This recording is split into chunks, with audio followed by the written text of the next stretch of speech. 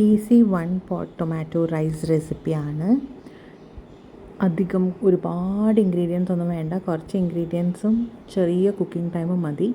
അരി മാത്രം മുന്നേ ഒരു 15-20 മിനിറ്റ്സ് സോക്ക് ചെയ്ത് വെക്കണം. ഞാൻ 1 കപ്പ് അരിക്കുള്ള കണ്ടൻറ്റാണ് പറയുന്നത്.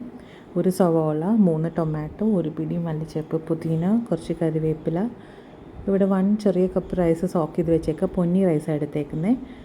പിന്നെ മസാല, മഞ്ഞൾ, മുളക്, ഉപ്പ്, ഗരം മസാല, മല്ലിപ്പൊടി. ശരിക്കും പൊന്നി റൈസാണ് നല്ലത്. അതല്ലാണ്ട് നമുക്ക് കുറച്ച് ഡ്രൈ സ്പൈസസ് വേണം. ഒരു ചെറിയ ഗ്രാമ്പൂ 2 എണ്ണം, പട്ട, ബേ ലീഫ്, വെളുത്തുള്ളി, ഇഞ്ചി ചതയ്ക്കാൻ.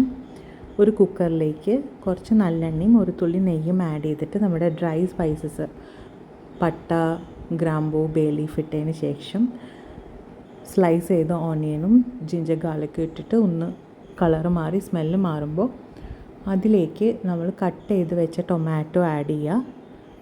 നമ്മുടെ എല്ലാ മസാലാസും ആഡ് ചെയ്യുക. പച്ചമുളക് ആഡ് ചെയ്യുക, കറിവേപ്പില ആഡ് ചെയ്യുക.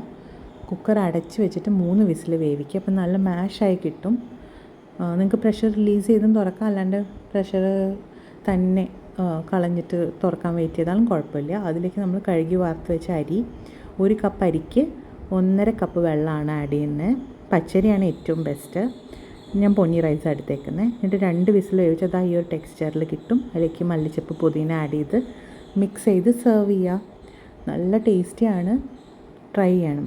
വെള്ളം ആഡ് ചെയ്യുമ്പോൾ നിങ്ങളൊന്ന് ഉപ്പ് ശ്രദ്ധിക്കണേ. ഉപ്പ് കുറവാണെങ്കിൽ ആഡ് ചെയ്തേക്കണം.